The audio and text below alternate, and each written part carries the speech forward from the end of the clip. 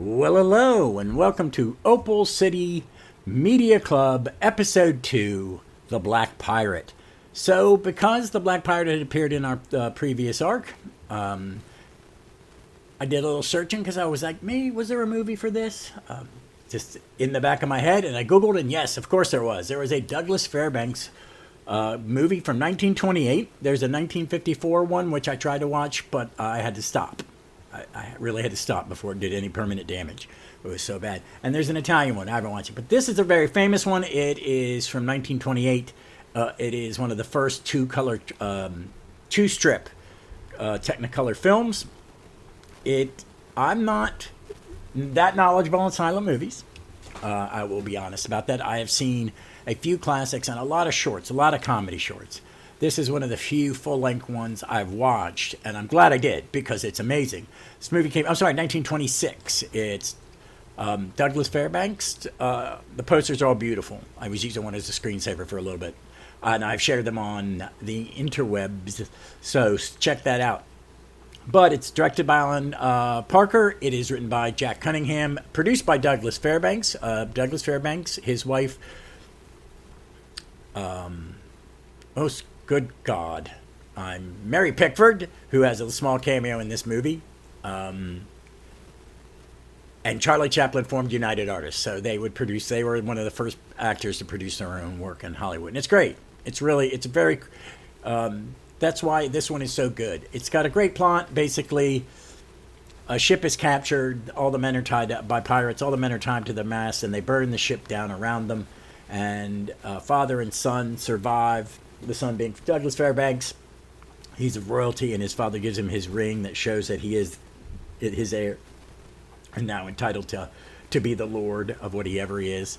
And he's marooned. But the pirates have circled around and are using the other side of the island, or another group of pirates. I'm never quite sure, because it's the same cast.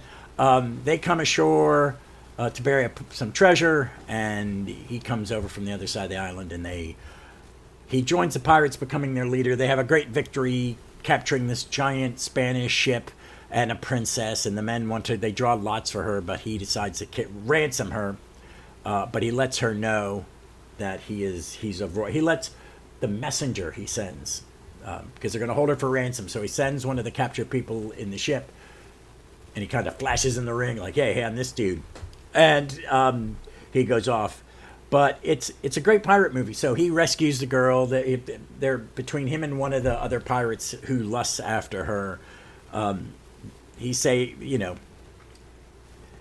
end up fighting, and there's all this piratey stuff at the end. The action is very good. It's got a great stunt at the end that is really unbelievable. It's a lot of pirate action. It is a silent movie, so it has that weird silent movie acting, where they're gesturing a lot and they're being intent. But it's not as this. It doesn't feel hokey, like it's outdated, and you wouldn't do it nowadays, but you kind of understand why they're doing it. It's kind of like a pantomime, and it's a little toned down. I think when they're doing these dramas, they hold poses, they'll hold a position, but it's not good. And Douglas Fairbanks very good. I'm watching the comedy shorts like Harold Lloyd and people like that. That's, yes, it's comedy, and they're a clown, and they're doing stunts, but they're still acting. And they're pretty good actors to do it with and have all the business. And he's very good in this. Donald Crisp, who he's a silent director, who I didn't know this until I watched this, that Donald Crisp I know him as an actor in a lot of black and white movies, and he won the Oscar for Best Supporting Actor for How Green Is My Valley, it's not a John Ford, it's a I'm going to blank on that and have to check. That was a big old brain fart. I had to go away. I had to stop, and I had to let you know that I was being... Yes, it is a John Ford film. Well, of course it is. And it's a masterpiece. I really liked The Black Pirate. I thought it looked beautiful. I find that it's neat to see the two-strip color, because it's like a two-tone. I don't really understand it. My brother kind of said it was one of the first, and then later on they do one which is the first three-strip. This one is in the Library of Congress, which is good to know. It is probably one of the archetype for where all the pirate movies will come in the 50s.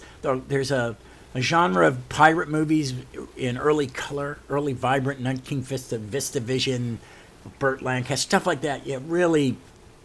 Oh yeah, even in the 30s and 40s, Errol Flynn, Robin Hood, stuff like that. This is kind of the precursor to. This is really good. It's a very good story. It's an hour and a half. It was a little longer than I thought it was going to be. I was like, well, these movies weren't that long, but there's a lot going on, and sometimes getting exposition with cards takes a little longer. I saw, but I like that the cards are minimal.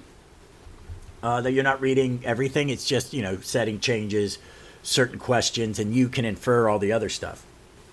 So. But it moves really good. The sets are amazing. They're, the ship's a little big for what it would be because normally we see these ships in the movies and they're huge and there's all this room to move around. I was on down at Jamestown. Was on one of the replicas of the ships that came to Jamestown. It was fucking tiny, man. It was like being in like 2 minivans. It was tiny, man. That's put 20, 30, 40 people in. Whatever. Oh, that must have been horrible because it was pretty tight. I mean. But these ships are all big and luxurious, and there's secret panels, and there's hammy acting. The pirates are really good. The costumes are excellent. Donald Crisp plays McTavish, first mate.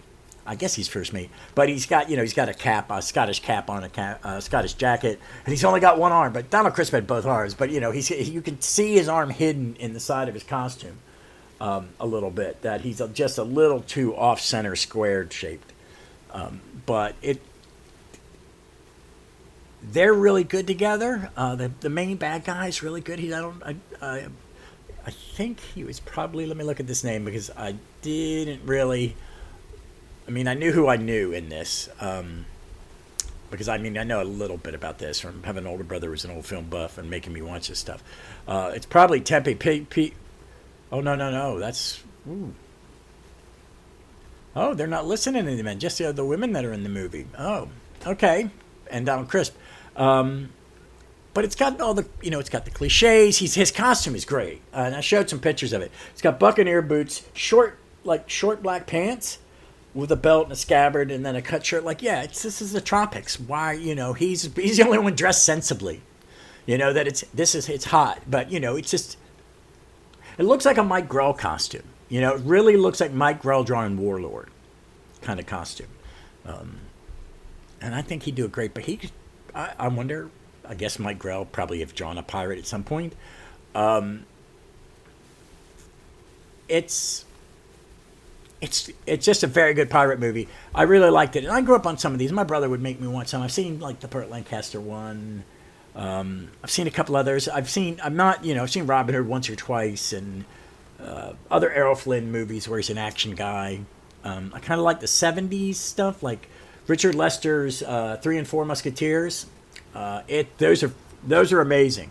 Those are amazing. When they came out a couple of years ago in Blu-ray, and I had to get them because we went and saw those in the theater. It was the first R-rated movie I was allowed to go, and it's really kind of childish. It wasn't titillating. It was just campy fun and an action movie. It's really the 3 and 4 Musketeers. They're great cast. Richard Lester it's perfect direction for the story for that story, for the way they wanted to present it. They make a choice. It's going to be big and bawdy and silly fun and lots of good action. And then when there's drama, it's a little over the top and it's not terrible.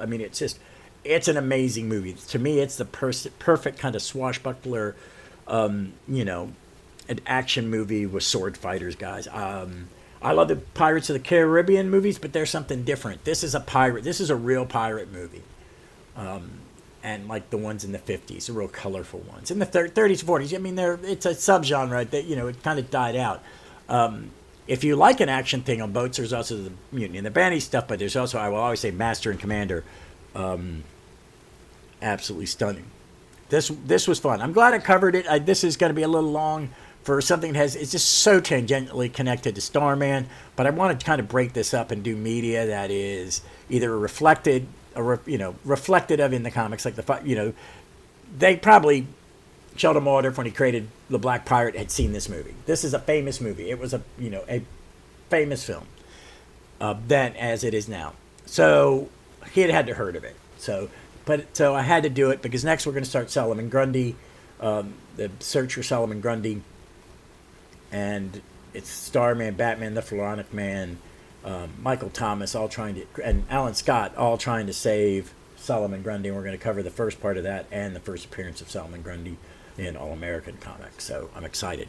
All right, folks. As always, please be safe, be smart, be kind to one another, and read some comics. Read some Mike Grell Warlord.